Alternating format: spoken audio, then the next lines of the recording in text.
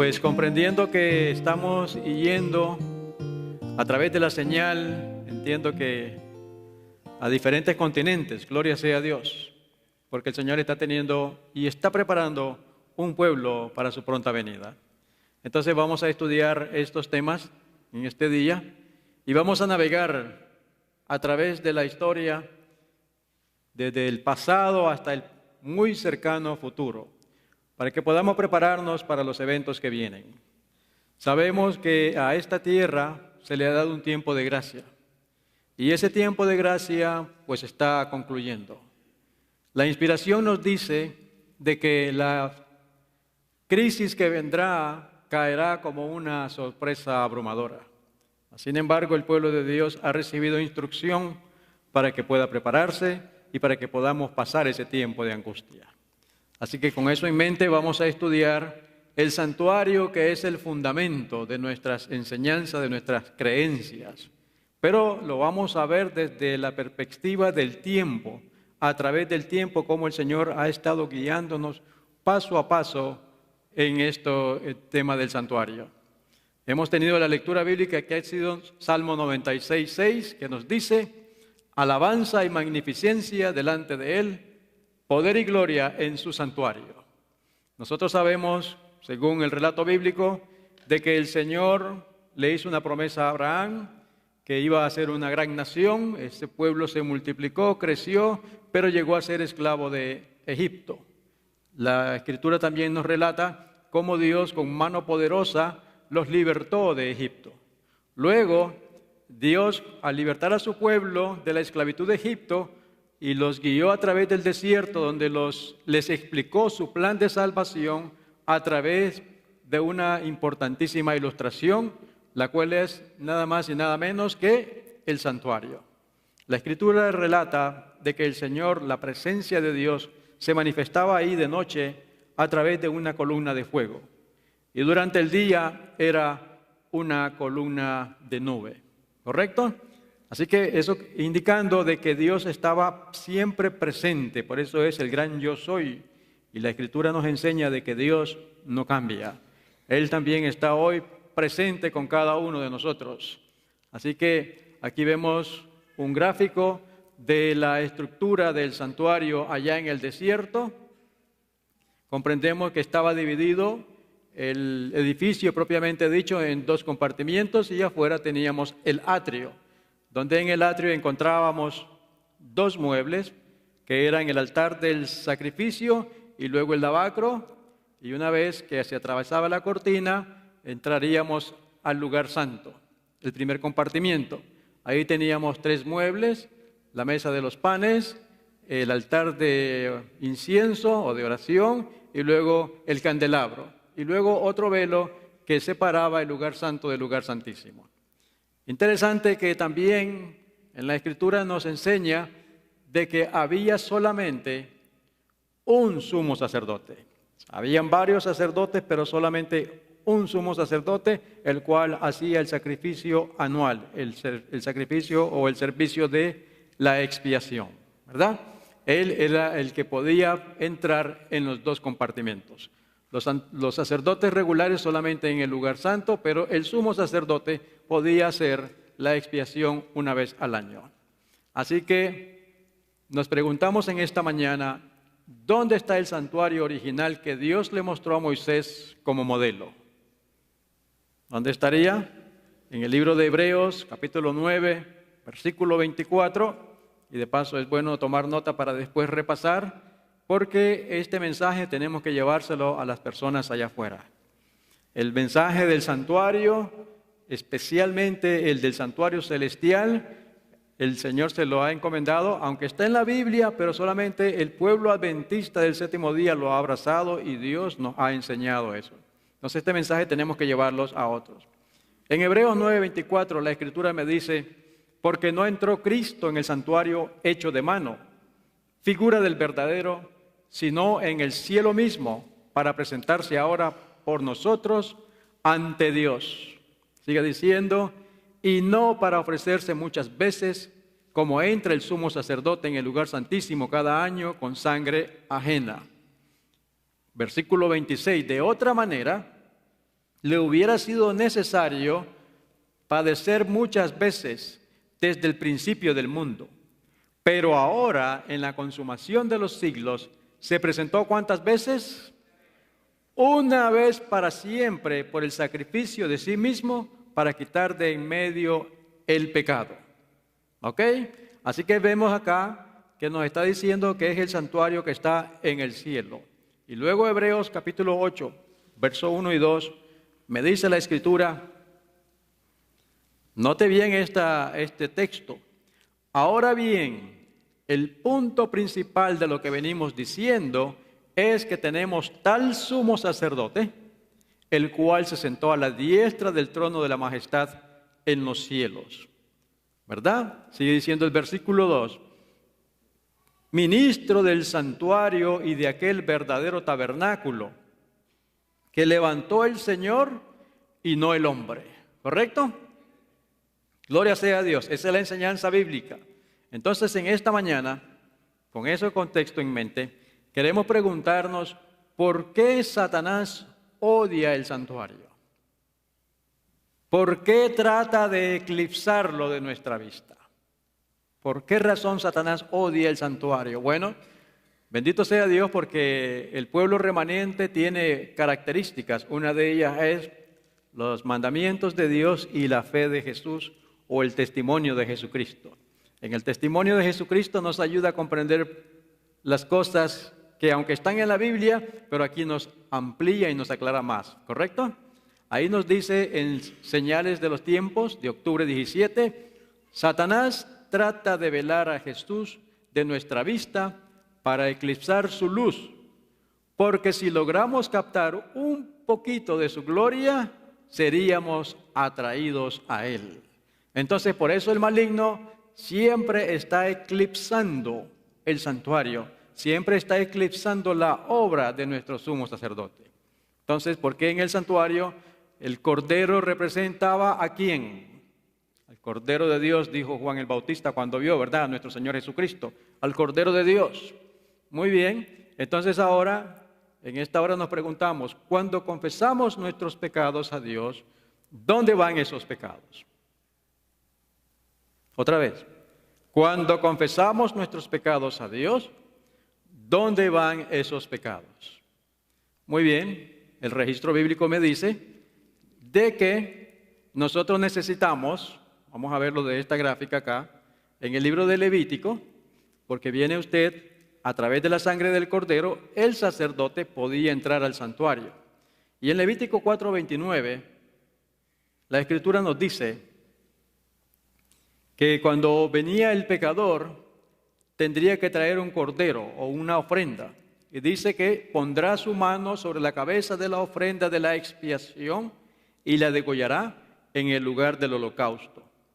Luego un poquito más para atrás, Levítico 4, del 4 al 6, la Escritura me enseña, traerás el becerro a la puerta del tabernáculo de reunión delante de Jehová y pondrá su mano sobre la cabeza del becerro y lo degollará delante de Jehová. Imaginémonos la escena.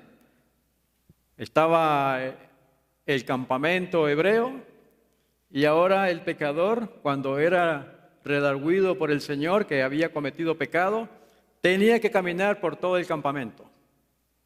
¿Cómo se sentiría ese individuo? Abochornado, humillado, con dolor por haber pecado, ¿cierto? Y venía y traía el cordero, el becerro, y luego en el versículo 5 dice que, y el sacerdote ungido tomaría de la sangre del becerro y la traería al tabernáculo de reunión. ¿Quién degollaba a la víctima? ¿El sacerdote o quién? El pecador mismo. Porque el pecador mismo tenía que ver que una víctima inocente estaba pagando por él, porque el pecador era él. Y eso eran lecciones que debían enternecer el corazón del pecador. ¿Usted cree que con esa acción ese pecador quisiera volver a pecar? Claro que no. Le debería haber dolido en su corazón, ¿cierto? De igual manera nosotros hoy, una vez que Él nos ha perdonado, nos debe doler ofender nuevamente al Señor. Pero la Escritura dice entonces que esa era la parte de él y luego el sacerdote recogía la sangre y la introducía al velo. Versículo 6. Y mojará el sacerdote su dedo en la sangre y rociará de aquella sangre 7 veces delante de Jehová, hacia el velo del santuario. Así que esa era la ceremonia que se celebraba ahí, y de aquí podemos captar, comprender principios para nosotros hoy. Muchas personas dicen, no, que ya el santuario o esta ceremonial ya no se usa. Bueno, la parte literal es correcto, no se usa porque ninguno de nosotros está trayendo un becerro, un cordero, ¿verdad? Pero sí, todavía el cordero, nosotros todavía necesitamos un cordero y un sacerdote para poder transferir nuestros pecados al santuario. O sea que los principios todavía están vigentes. No necesariamente el santuario literal, porque el Cordero de Dios, ¿quién es? Cristo Jesús. Entonces Cristo es nuestro sacrificio. Pero nosotros, a través de la obra del Espíritu Santo, Él nos convence de pecado. Y luego, el Espíritu Santo, necesitamos al Señor Jesús, que intercede como Cordero y sacerdote. Así que el Espíritu Santo, y de paso, porque hay un movimiento que dice que el Espíritu Santo no es Dios, pero es la tercera persona de la deidad, del trío celestial. Y nosotros necesitamos al Espíritu Santo a cada paso.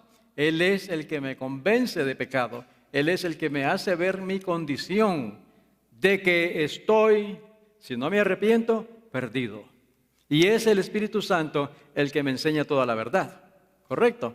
Entonces, ese movimiento podemos comprender que es un movimiento peligroso y es un movimiento del maligno, porque el pueblo de Dios en estos momentos necesitamos más que nunca la obra del Espíritu Santo. Todavía Él, si no hemos endurecido el corazón, nos sigue redarguyendo de pecado. Y entonces Él nos lleva al Señor Jesús, y el Señor Jesús, ¿qué hace? Él intercede como Cordero, porque ya dio su sangre por nosotros y ahora está como sacerdote. Luego Él, con sus méritos, intercede por nosotros ante el Padre, y luego los pecados son llevados al santuario donde el Padre los perdona y limpia. Gloria sea a Dios. Podemos ver al trío celestial trabajando en armonía acá, ¿cierto? Porque siempre han estado presentes. Y Él no cambia, el Dios del cielo no cambia. Por eso la Escritura me dice que en Juan 1, verso 1 al 9, cada vez que nosotros, porque el enemigo trata siempre, aunque ya fuimos perdonados, trata de llevarnos para atrás nuevamente. Y una de las trampas que hace es ponernos tentaciones para que caigamos y luego nos lleva a la desesperación. Pero Dios en su misericordia nos dice que si después de haber sido nacido de nuevo, convertido, llegamos a ofender a Dios, pues con actitud humilde y con dolor en el alma, debemos ir a Él. Y dice que si confesamos nuestros pecados, Él es fiel y justo para perdonar nuestros pecados y limpiarnos de toda maldad. Bendito sea el Dios del cielo, ¿cierto? Porque siempre está Él viviendo para interceder por sus hijos. Durante el tiempo de gracia, habrá un tiempo en que Él va a tener que abandonar eso. Y por eso es que nosotros debemos ir creciendo para permanecer en la vista del Dios del cielo sin pecado después de que se cierre la gracia. Por eso ahora debemos estar comprendiendo cómo vencernos a nosotros mismos. Y entonces, volviendo al santuario, encontramos cuando Satanás logra eclipsar a Jesús del lugar del atrio. ¿Por qué? Porque Jesús, como Cordero de Dios, ¿verdad? En el altar del sacrificio, cuando Juan el Bautista lo ve, lo identifica rápidamente y dice, he ahí el Cordero de Dios. Sin embargo, fueron muy pocos los que lo reconocieron, porque los mismos dirigentes lo aceptaron. El libro de Juan, capítulo 1, nos dice que a los suyos vino, y los suyos no solo no lo recibieron, sino que lo odiaron con todo. ¿Cierto? Entonces, hermanos, preguntémonos, Este pueblo, que se llamaba pueblo de Dios, seguía las ceremonias externas, como decíamos anoche, pero su corazón, ¿cómo estaba? Lleno de odio. Y la Escritura registra de que en un sábado planearon cómo sacrificar al Santo de Israel. Es terrible lo que sucedió. Entonces, ¿qué pasó? En aquellos días, todos creían en los líderes religiosos. Aún los discípulos abandonaron a Jesús. No reconocieron que el Señor Jesús estaba estableciendo el reino de Dios al morir por nuestros pecados. ¿Por qué? Porque todos creían a los líderes religiosos. Es peligroso seguir a hombres. La Escritura me dice, maldito el hombre que confía en el hombre. Todos nosotros somos hermanos y tenemos que poner los ojos en Cristo Jesús. Por eso les animo, hermanos queridos, y aún a los que ven en televisión, por radio, que nos están escuchando, le invito a que estudie la Biblia, no solo la lea. Estudiémosla para que sepamos por nosotros mismos qué es lo que dice, porque es nuestra propia salvación la que está en juego. Entonces, no cometamos el mismo error de aquellos que creían en los líderes religiosos y como resultado nuestro amante Salvador es crucificado como el peor criminal del Estado. No solamente eso, también fue crucificado como el peor hereje de la iglesia. Triste la situación. Así que Satanás logró eclipsar al Señor Jesús por medio de ¿quién? De la misma iglesia. La iglesia que estaba supuesta a exaltar al Dios del cielo fue el instrumento que Satanás utilizó para engañar al pueblo. Peligroso. Pero luego el servicio del Señor Jesús avanza al lugar santo y en el lugar santo tenemos 3 muebles. La mesa de los panes, luego el altar de incienso y el candelabro. En el libro de Daniel la profecía nos indica de que iba a haber un reino que se iba a dividir en 4, ¿cierto? Y de esos 4 vientos se iba a levantar un cuerno pequeño. Ese cuerno pequeño, eso lo encontramos aquí en el libro de Daniel 8, el versículo 9, dice que después, y de uno de ellos salió un cuerno pequeño que creció mucho al sur y al oriente y hacia la tierra gloriosa. Eso no es nada más y nada menos que la Roma pagana y papal.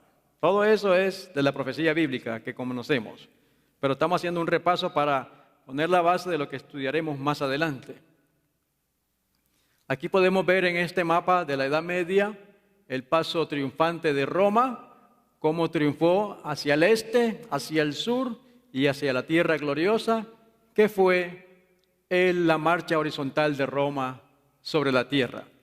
Pero la historia registra que Roma pagana cayó en el 476, ¿cierto?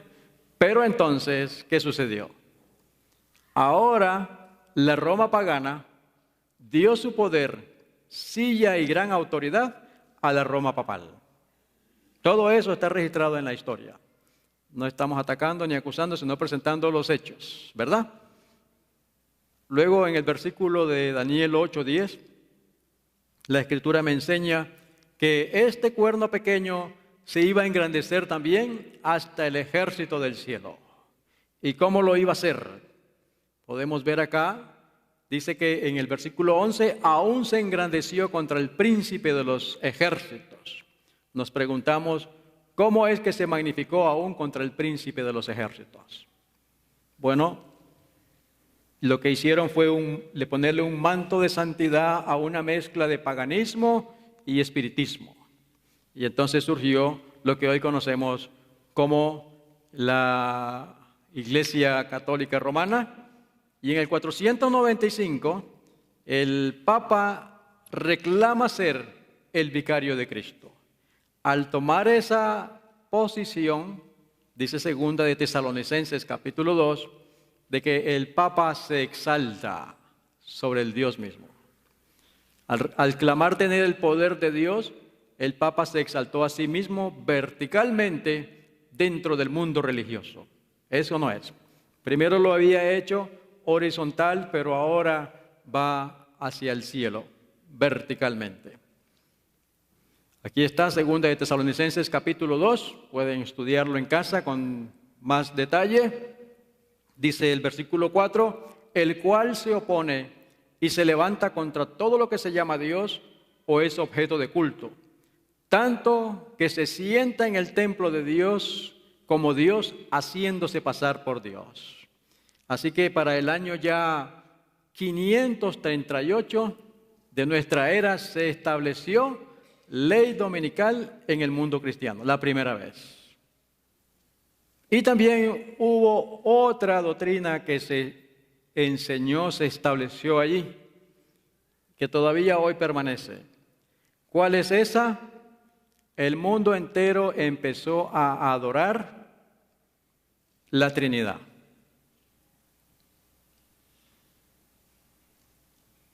La Escritura enseña que es la deidad, o como lo llamaron nuestros pioneros, trío celestial. ¿Ok? Los tres grandes poderes. Vamos un momentico al libro de Efesios, capítulo 4. Veamos aquí lo que la Escritura me enseña. Efesios, capítulo 4.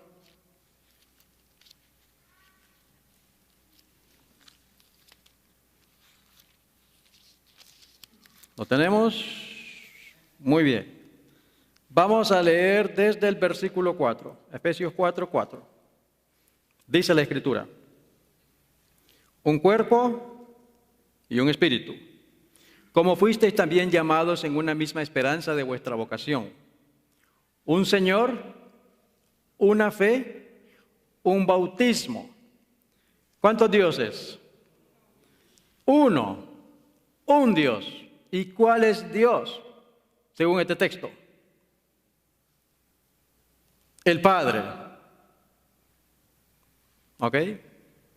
Un Dios y Padre de todos, el cual es sobre todos y por todos y en todos, pero a cada uno de nosotros fue dada la gracia conforme a la medida del don de Cristo. Así que nosotros tenemos un Espíritu, el Espíritu Santo, un Señor y el Padre. ¿Correcto? Pero adoramos un Dios verdadero. El concepto de la Trinidad, en algún momento lo estudiaremos, pero es otra cosa totalmente diferente.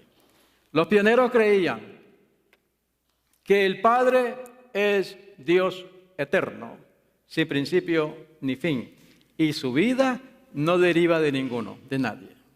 ¿Estamos de acuerdo? Jesucristo, nuestro Señor Jesucristo, el Hijo, también es Dios eterno, sin principio ni fin, y su vida tampoco deriva de nadie. ¿Correcto? Y la Biblia también enseña que el Espíritu Santo es Dios eterno, sin principio ni fin. Su vida tampoco deriva de nadie. ¿Ok? Pero la Escritura me enseña tres personas, un Dios verdadero, pero no el concepto de la Trinidad. Porque en el concepto de la Trinidad, la vida de los otros, del Hijo y del Espíritu Santo, deriva del Padre, lo cual la Escritura no lo enseña. Pero tal vez con más detalle lo estudiamos más adelante. El punto era de que a partir de ahí se empieza a enseñar la creencia de la Trinidad, palabra que no está en la Escritura, sino que otra vez es trío celestial, el trío celestial. Dios el Padre, el Señor Jesucristo y luego el Espíritu Santo. ¿Estamos de acuerdo? Estamos de acuerdo. ¿Por qué es que hay tantos engaños que se están levantando? Ahora pregunta, si nosotros tuviéramos un error, ¿el Espíritu Santo se derramaría sobre nosotros? Entonces, necesitamos que el Dios del cielo nos aclare los conceptos, porque muchos de nosotros, por lo menos este servidor, venía de la iglesia popular. ¿Sí? Y para este servidor creía el concepto antiguo, pero la Escritura es clara al enseñar que es un trío celestial o deidad. ¿De acuerdo? Y los tres trabajan en armonía para la redención de cada uno de nosotros. Bendito sea su nombre. Así que al 538 se establece la primera ley dominical y también la creencia de la Trinidad. Pero volviendo al tema del santuario, el Papa se exalta a sí mismo verticalmente dentro del mundo religioso al ponerse del mismo modo en lugar de Jesucristo en la tierra. Nótelo aquí. El hombre ahora va a otro hombre para pedirle perdón de sus pecados. ¿Se acuerdan cuando el Señor Jesús le dijo al paralítico, tus pecados son perdonados? ¿Qué dijeron los sacerdotes? Este blasfema, ¿cierto? Pues ahora ellos lo están haciendo. Este blasfema. Pero aquel no, porque aquel era Dios, Cristo, Todopoderoso, ¿verdad? Él sí podía perdonar pecados. Daniel 8:11, entra aquí el conflicto en nuestros días. Versículo 11 dice, y por él fue quitado el continuo sacrificio y el lugar de su santuario fue echado por tierra. Aquí, hermanos, la inspiración nos dice que esta palabra, por eso está en blanco, la palabra sacrificio no está en el original, sino que fue añadido por la sabiduría humana. En realidad, la palabra que aparece en el original es el tamid, que quiere decir, por lo menos en inglés, siempre, traduciéndolo siempre, continuamente, diariamente, siempre otra vez, perpetuo. Eso es lo que la palabra también significa, o un sacrificio, o oraciones continuas, o lectura de la Biblia continua, que busquemos al Señor continuamente, como lo dicen estos textos. Si usted toma nota y pone Éxodo 25:30, el Señor dijo, y pondrás sobre la mesa el pan de la proposición delante de mí. ¿Cómo? Continuamente. Eso representa la palabra de Dios, que nos alimentemos de la palabra de Dios. ¿Cómo? Continuamente, para alimentarnos de su palabra. Luego, en el altar de incienso, Éxodo 38, y cuando Aarón encienda las lámparas al anochecer, quemará el incienso, rito perpetuo delante de Jehová por vuestras generaciones. Sigue diciendo el siguiente texto, en el candelabro, y mandarás a los hijos de Israel que te traigan aceite puro de olivas machacadas para el alumbrado, para hacer arder, ¿cómo?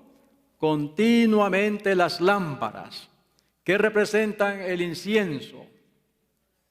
Las oraciones de los santos. ¿Y cómo deben ser las oraciones de los santos? Continuamente, tamid, buscar la presencia del Señor, orarle al Señor continuamente. Lo mismo, la presencia del Espíritu Santo, ¿cómo debe ser? ¿Cómo la debemos buscar? Tamid, continuamente, caminar en la presencia del Dios del cielo, ¿verdad?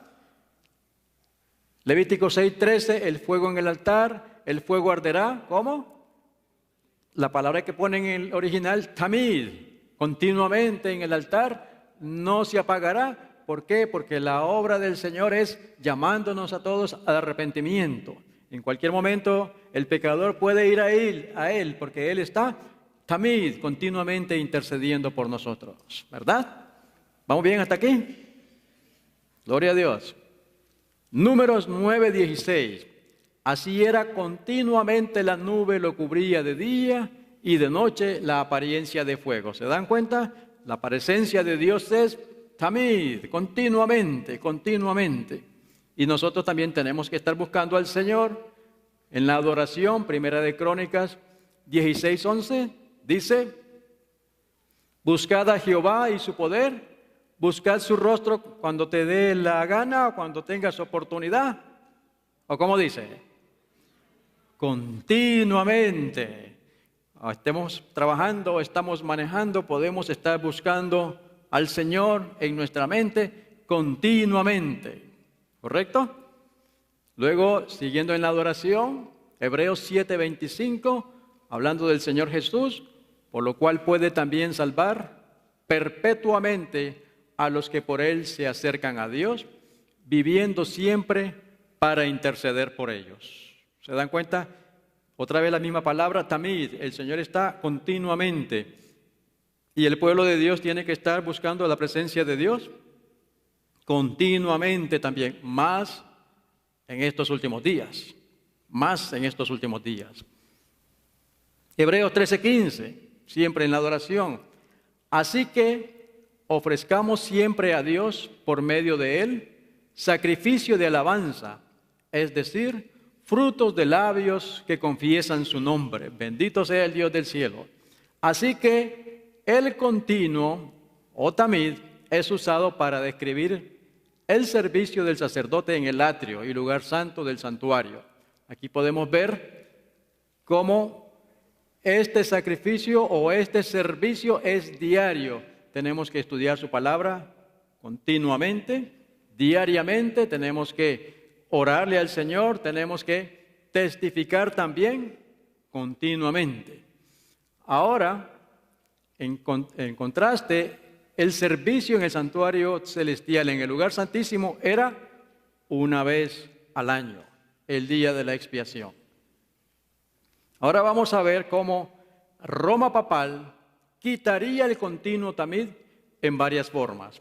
Eso quiere decir que lo iba a quitar en el altar de incienso, en la mesa de los panes, también en el candelabro, en el lavacro y en el altar de incienso. ¿Cómo fue que lo hizo? Bueno, lo primero que hizo fue instituir.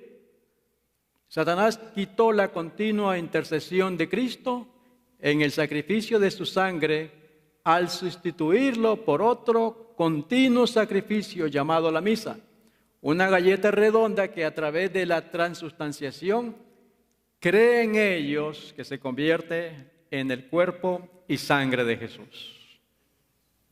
¿Se dan cuenta cómo está echando por tierra la verdad? Por eso la humanidad cree en ese sacrificio, pero ese sacrificio es falso. La intención aquí es eclipsar a Cristo Jesús, para que el pecador no vaya a Él, sino que se ha implementado un sacrificio falso. Así que de esa manera eclipsó el altar del sacrificio. Y ya el pecador no va a Cristo, sino que creen que es esa galletita blanca. ¿Ok? Luego también iba a echar por tierra el lavacro. En el lavacro, que representa el bautismo y lavamiento de los pies, también el lavamiento diario por la palabra de Dios. En la medida que nosotros oramos y vamos aprendiendo los principios de la Biblia, le pedimos al Señor, ayúdame ahora a vivir estos principios, y Él me va a ir limpiando. ¿Correcto? Eso representa el lavacro. Eso fue reemplazado por el bautismo de infantes. Y note ahora, cada ser humano, miembro de la iglesia y ciudadano del Estado. Eso es lo que está sucediendo cuando llevamos a un bebé a bautizarlo. Forma parte de la iglesia y del Estado. ¿Ok? No nos lo dicen, no nos lo enseñan, pero eso es lo que está.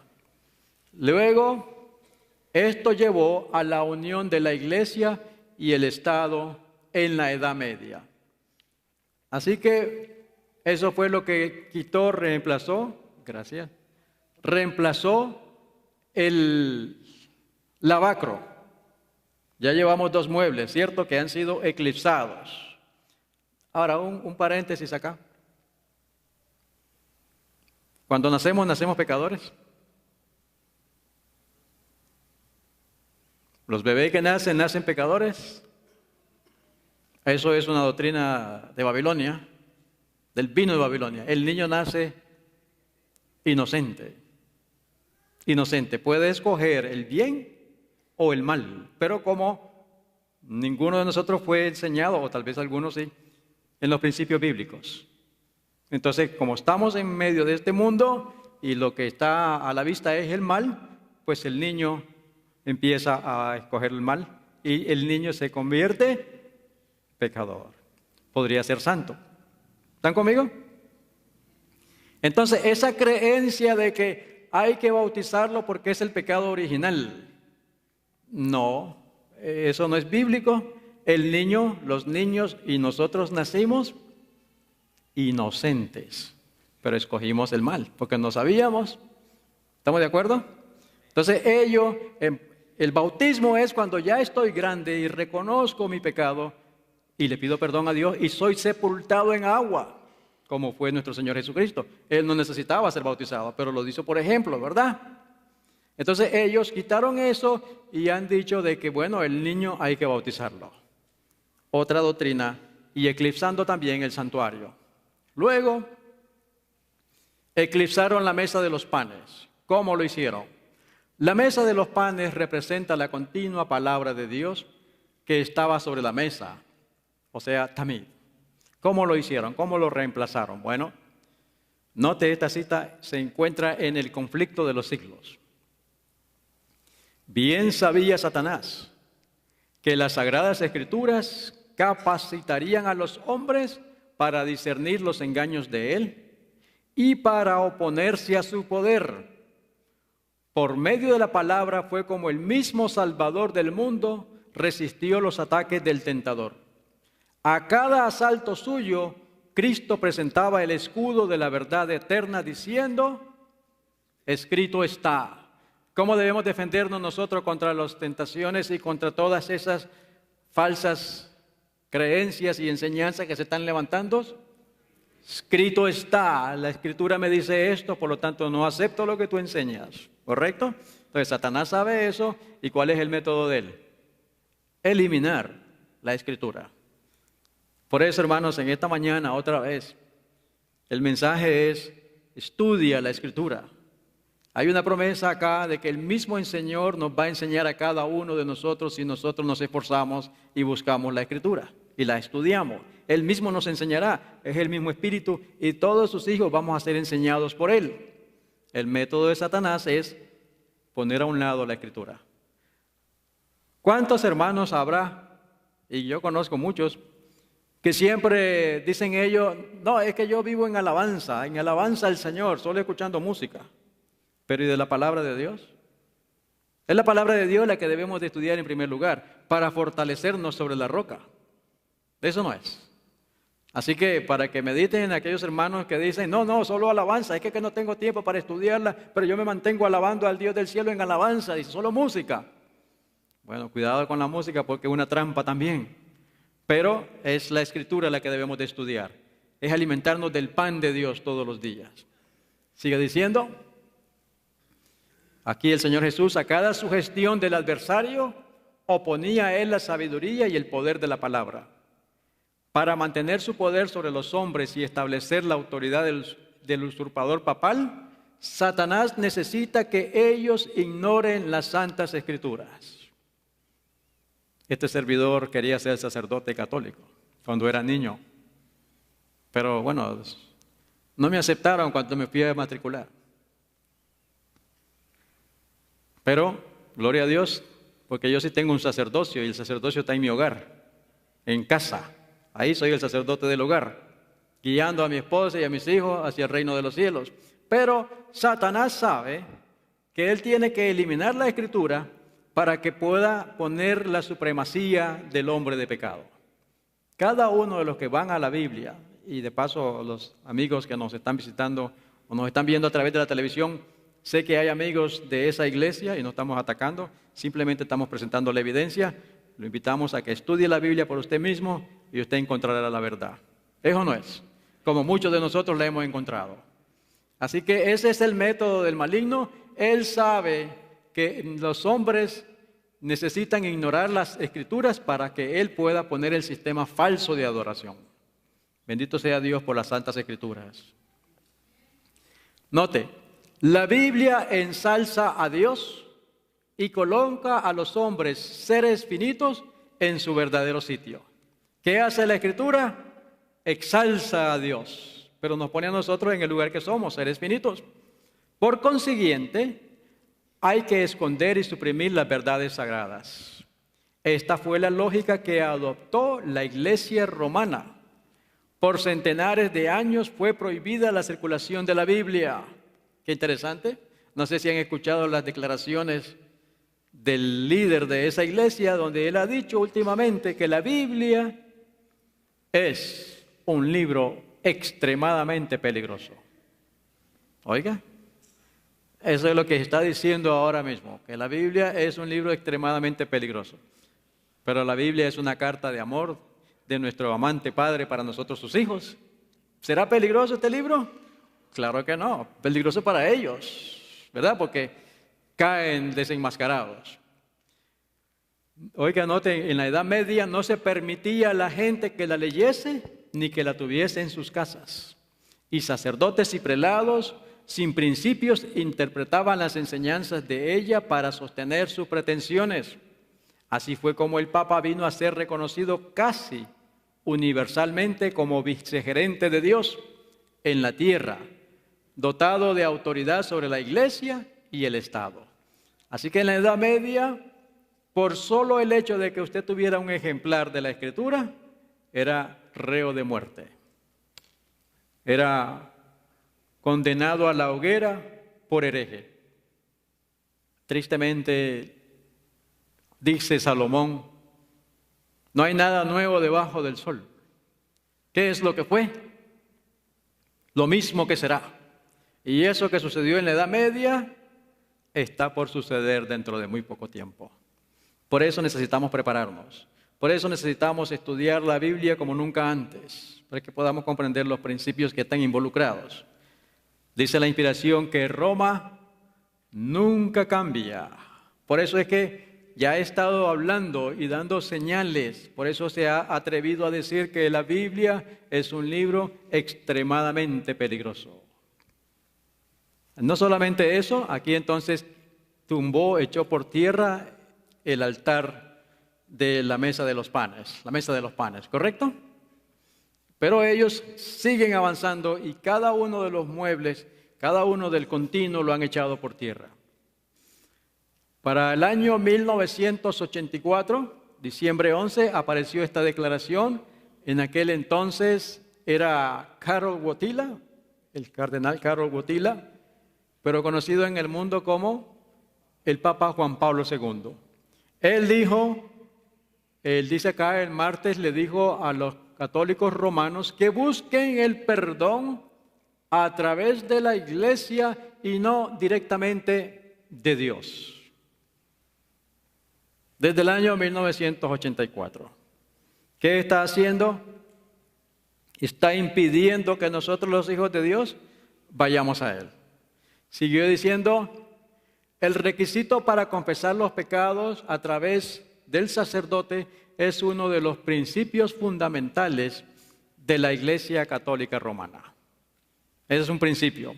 Por eso, el católico no va al Dios del cielo, a Cristo Jesús, sino que tiene el sistema de hombres. Y veamos acá lo que ellos inventaron. Es interesante. Es un cuartito con 2 compartimentos, ¿cierto? El confesionario es una estructura de 2 compartimientos. Aquí donde está el pecador, según ellos, el lugar santo o el altar de incienso, y al otro lado, el lugar santísimo donde Dios escucha. ¿Qué es eso? Una blasfemia. Es un engaño, ¿cierto? ¿Cuánto le damos gracias a Dios por habernos sacado de ese error? ¿Cuántos oramos por aquellos que están viendo televisión y escuchando la radio y están en ese mismo error? ¿Verdad? Por eso los invitamos a estudiar la Escritura. Sigue diciendo el conflicto de los siglos, la página 53. De paso, esta edición es la del 54, el conflicto de los siglos del 54. Hoy hay muchas de estas citas que ya no aparecen, porque los editores están infiltrados por jesuitas y le han hecho cambio, especialmente cuando se habla del jesuitismo. Así que probablemente en las versiones nuevas no aparezca esta cita, pero sí está en el conflicto de los siglos del año 54 y hacia atrás también. Otra cosa que me vino a la mente es en China. En China, donde está la mayor cantidad de población de gente que vive en este mundo, personas que viven en este mundo, y allá está habiendo un despertar religioso, y allá los libros del conflicto de los siglos están completamente mutilados, y no solamente mutilados, sino tergiversados, y dicen lo contrario de lo que verdaderamente enseña el conflicto de los siglos. Por ejemplo, estas citas, ellos están exaltando al Papa en China. Oremos por los hermanos chinos de allá para que el Espíritu Santo los pueda guiar a la verdad. No solo se le enseñaba a ver en el Papa a su mediador, sino aún a confiar en sus propias obras para la expiación del pecado. Largas peregrinaciones, ¿han visto de esas por acá, en América Latina? Personas que caminan ahí sangrando, qué tristeza, ¿cierto? Largas peregrinaciones, obras de penitencia, la adoración de reliquias, la construcción de templos, relicarios y altares, la donación de grandes sumas a la iglesia. Todas estas cosas y muchas otras parecidas les eran impuestas a los fieles para aplacar, según ellos, la ira de Dios o para asegurarse su favor. Escuche eso. ¿Todavía siguen el mismo método? Claro que sí. Note lo que sigue diciendo. Como si Dios, a semejanza de los hombres, se enojara por pequeñeces o pudiera ser apaciguado por regalos y penitencias. Interesante. El Dios del cielo lo único que quiere es que sea humilde, que me arrepienta, que me duela mis pecados y que vaya directamente a Él, ¿cierto? Y Él está más dispuesto a perdonarnos y a sanarnos de lo que nosotros estamos dispuestos a concederles regalías a nuestros hijos. Él quiere lo mejor para nosotros. Él nos está llamando todavía hoy. Bendito sea su nombre. Así que ya vimos los primeros 5 muebles, cómo fue echado por tierra. Pero no solamente eso, Él dice la Escritura que se iba a sentar en el trono de Dios, según Él, haciéndose pasar por Dios. ¿Cómo lo hizo? Veamos acá. ¿Qué notan ustedes en este gráfico o en esta foto? ¿Ven acá? O lo que podríamos decir en el lugar santísimo, los 2 querubines, ¿cierto? Entonces noten la blasfemia ahí. Por eso se dice que se sienta en el trono de Dios y se hace pasar por Dios. De esa manera entonces el ministerio de Cristo en el santuario celestial fue olvidado. Y eclipsado por este nuevo engañoso y despótico poder, iglesia-estado. Qué triste. ¿Han sido engañados los hombres? ¿Han sido desviados los hombres? ¿Cierto? Por eso necesitamos y tenemos una gran obra que hacer. Llevar esta luz a ellos. Si seguimos con el conflicto de los siglos, el surgimiento de la iglesia romana al poder marcó el principio de la Edad Media. A medida que crecía su poder, dice que las tinieblas se hacían más densas. Eso no es. Entre más toma el control Roma, esto se va a hacer cada vez más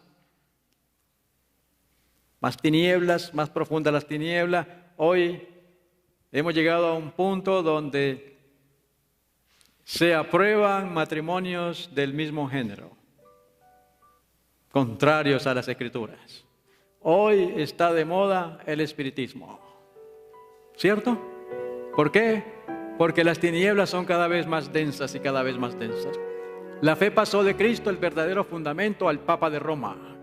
En vez de confiar en el Hijo de Dios para obtener el perdón de sus pecados y la salvación eterna, el pueblo recurría al Papa y a los sacerdotes y prelados a quienes él invistiera de autoridad. Se le enseñó que el Papa era su mediador terrenal y que nadie podía acercarse a Dios sino por medio de él. Y andando el tiempo se le enseñó también que para los fieles el Papa ocupaba el lugar de Dios y que por lo tanto debían obedecerle, como dicen en inglés, no matter what. Implícitamente lo que él diga, eso es lo que va a hacer el católico. No, mejor obedezcamos a Cristo Jesús. Note, Dios no ha hecho alusión alguna en su palabra a que Él haya elegido a un hombre para que sea la cabeza de la iglesia.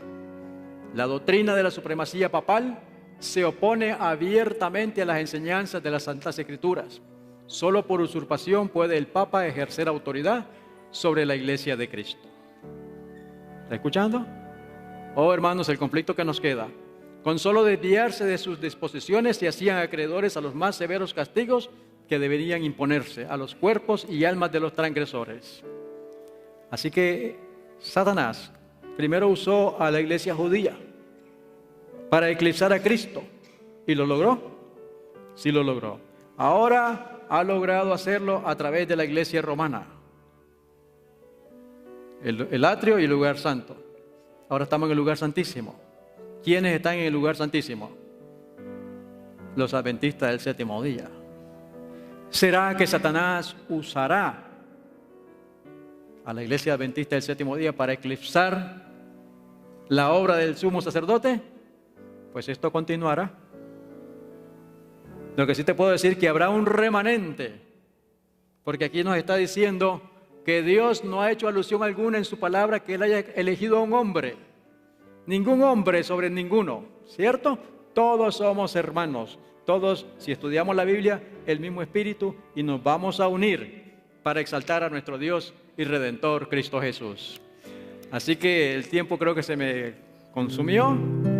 Los invito a estudiar la Escritura y prepararnos para el segundo tema, que será muy interesante. El Señor les bendiga. Feliz sábado.